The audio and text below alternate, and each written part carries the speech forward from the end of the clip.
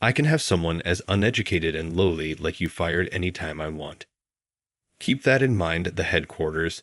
Emily, who bosses around a place as the department head, hurled such harsh threats at me.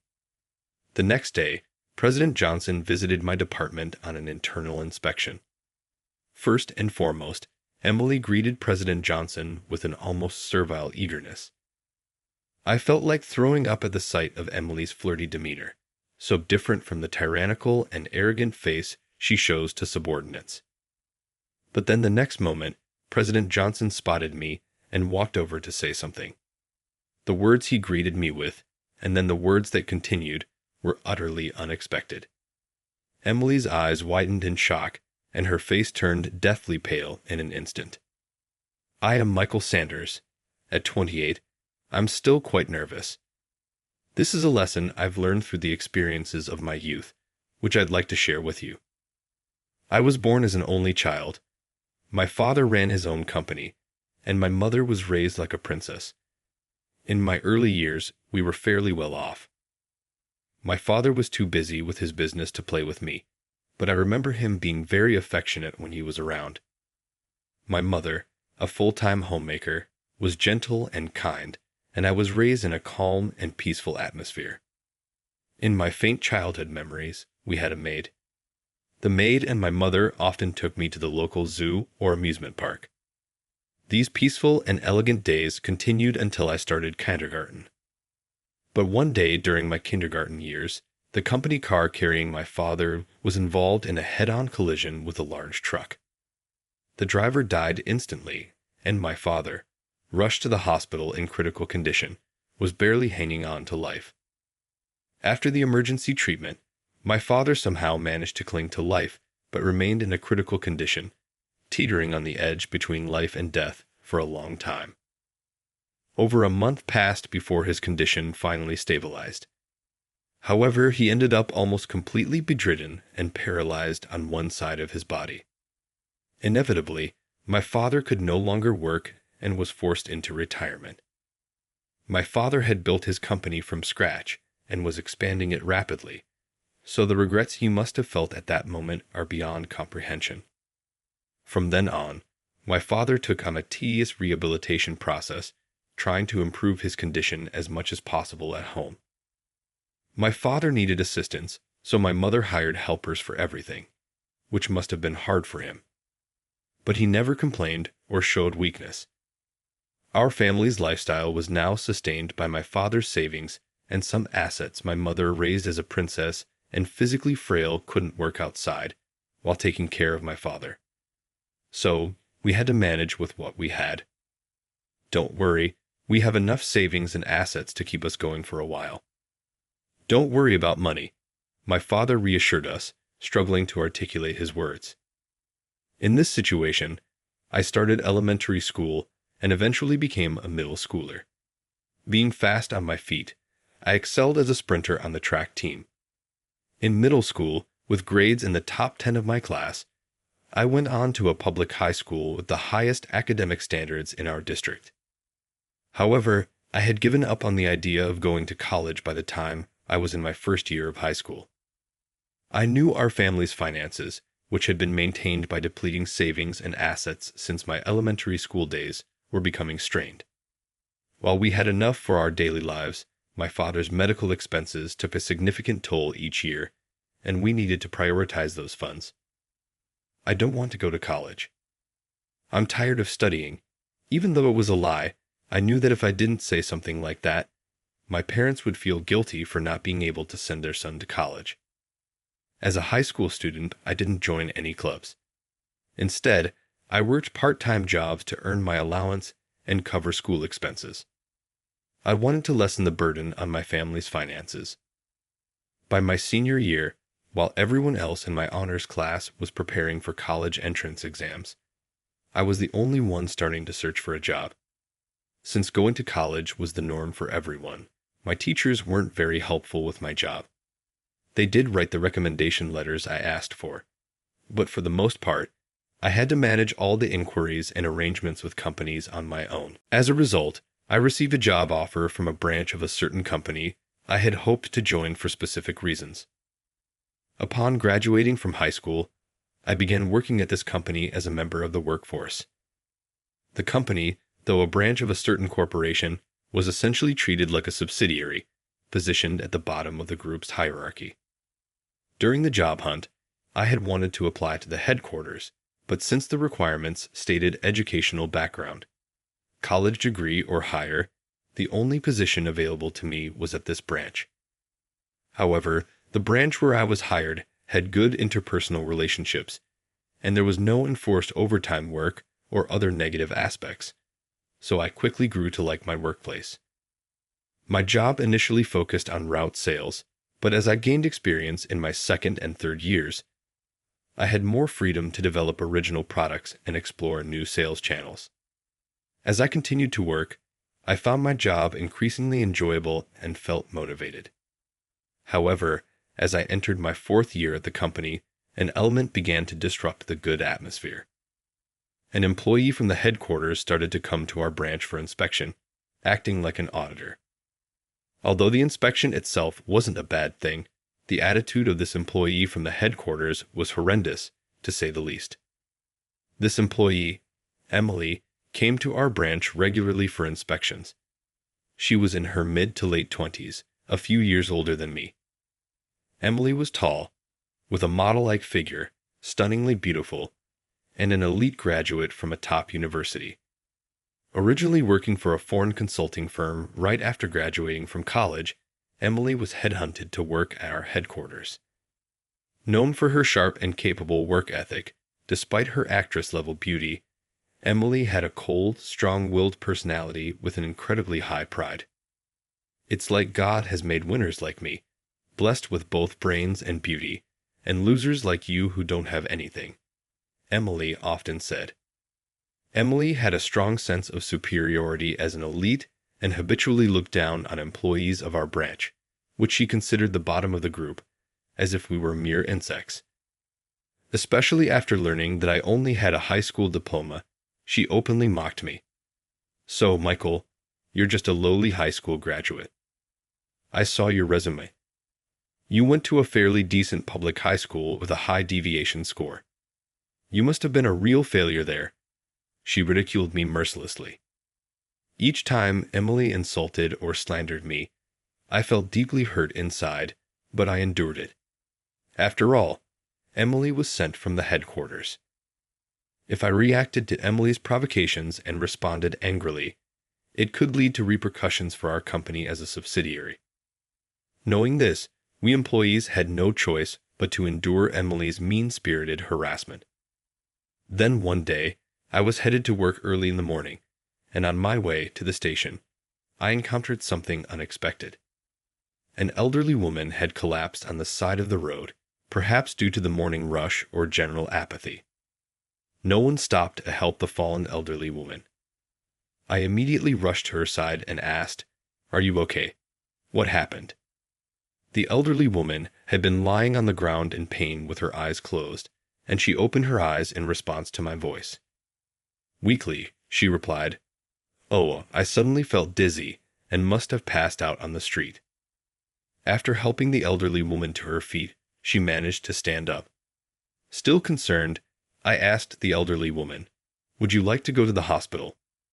Then she said, "No, let me contact my family first." So, I used her phone to call her family and explain the situation. While waiting with the elderly woman, a taxi arrived carrying a middle-aged woman claiming to be her family member.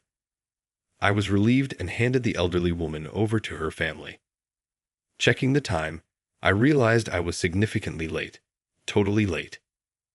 I contacted my company to explain the situation and let them know I would be late, then headed back to the station. Upon arriving at work about 2 hours late, I was met by Emily, who had come from the headquarters. "Hey, Mr. L, educated and good-for-nothing guy, what time do you think it is? If you're going to be useless, at least be punctual. Trash will always be trash," Emily scolded me without even asking for an explanation. After that, Emily continued to torment me with her nasty remarks, but I gritted my teeth and endured it. I just have to endure. This woman is trying to provoke me on purpose to bring down this department.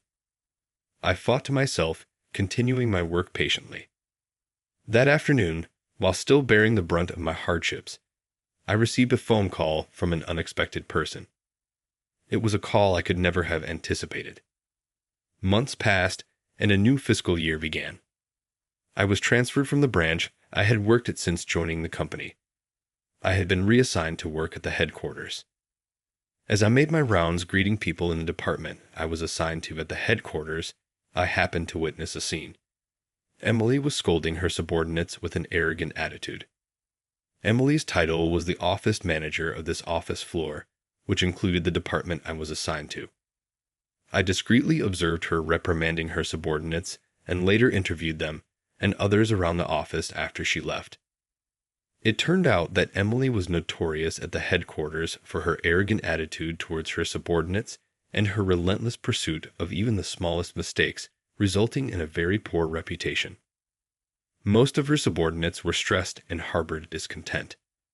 I returned to my assigned department and was working when Emily, who had business with the section chief, came in and spotted me. "Why is a useless employee from a bottom-tier branch here at the headquarters?" she bluntly asked. I respectfully reiterated my reason for being at the headquarters to Emily. "I've been transferred here starting this month as per the headquarters orders." Emily reacted with exaggerated disbelief, saying, "You're just a high school graduate, right? You're supposed to have a college degree to work at the headquarters. How did someone like you get transferred here?" Unbelievable, and reluctantly accepted the fact. However, things got worse from there. From that day on, Emily started treating me as if I were one of her subordinates.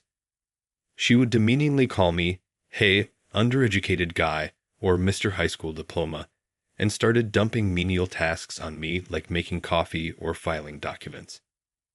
At times, she even ordered me to clean the women's restroom. It was a clear act of harassment. Eventually, Emily started assigning me chores even during my lunch breaks. I refused, which seemed to hurt her pride, and she left with a harsh parting shot. "I can have someone as uneducated and lowly as you fired any time I want.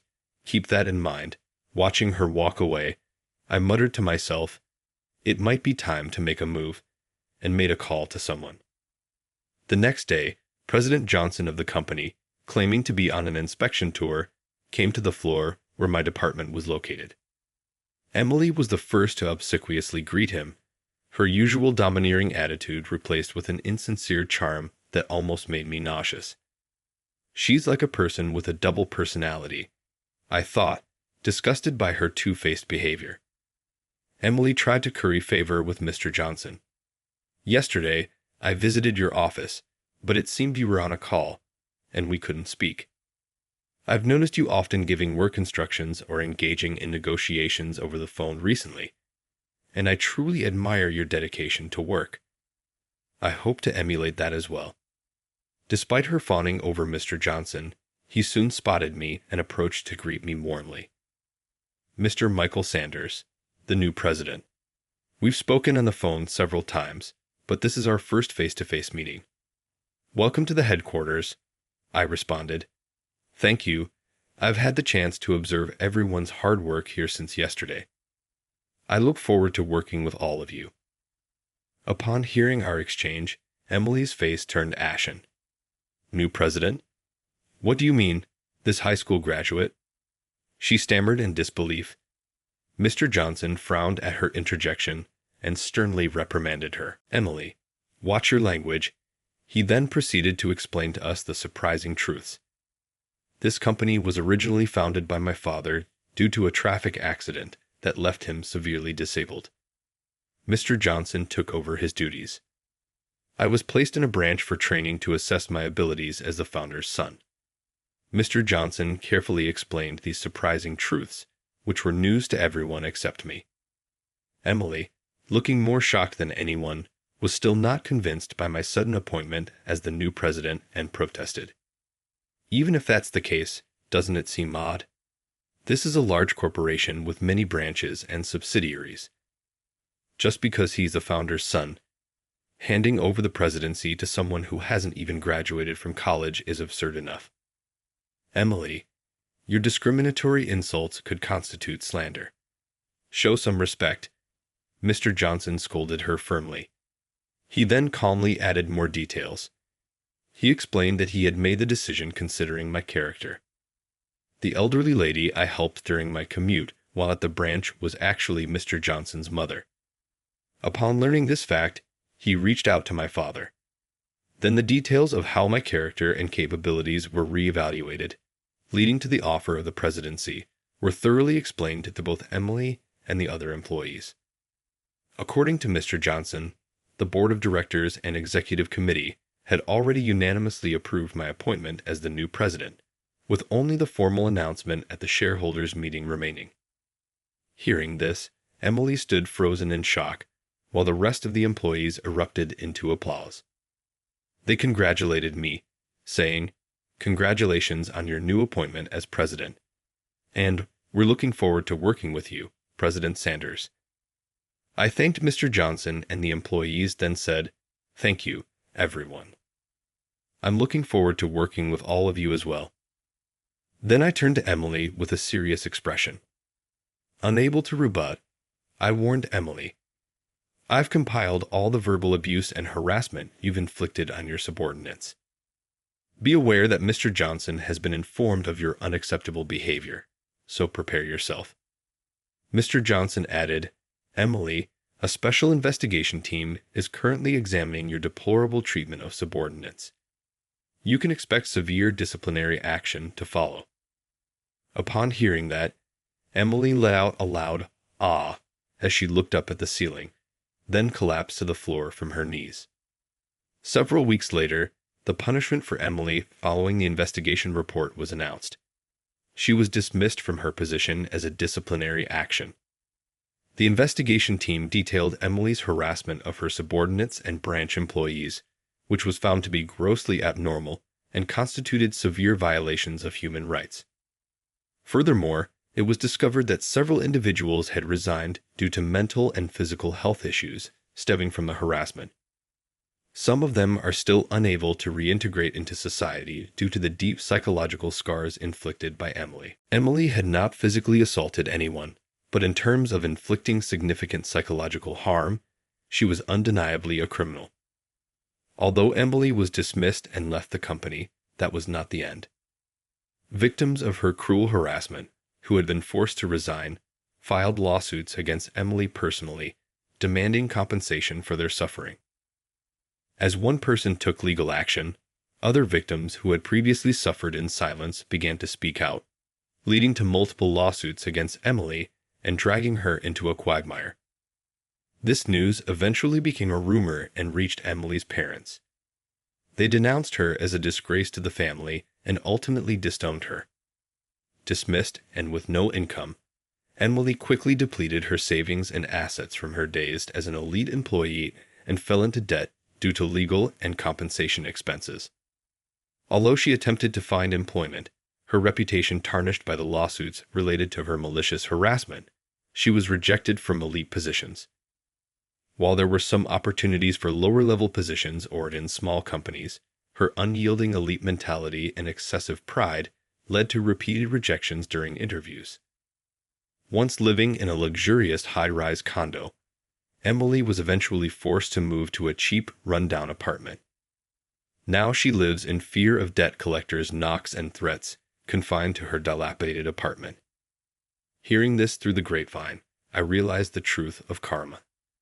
Emily's current situation is dire, but I can't find it in me to feel sorry for her. After all, she inflicted far greater pain, humiliation, and bitterness on many vulnerable people. For the rest of her life, the only path left for her is to deeply reflect and live with the consequences of her actions. Each time I reflect on Emily's downfall, I use it as a moment to introspect and evaluate myself. Am I being harsh to anyone? Am I using words or actions that could hurt someone? Am I doing anything that could demotivate our employees? These questions serve as my motivation to always check that the environment at our organization allows everyone to work comfortably. Taking Emily's actions as a cautionary tale, I continue to strive for improvements in our company's environment, guided by the principle that one must not judge others based on their background, education, or personal likes and dislikes.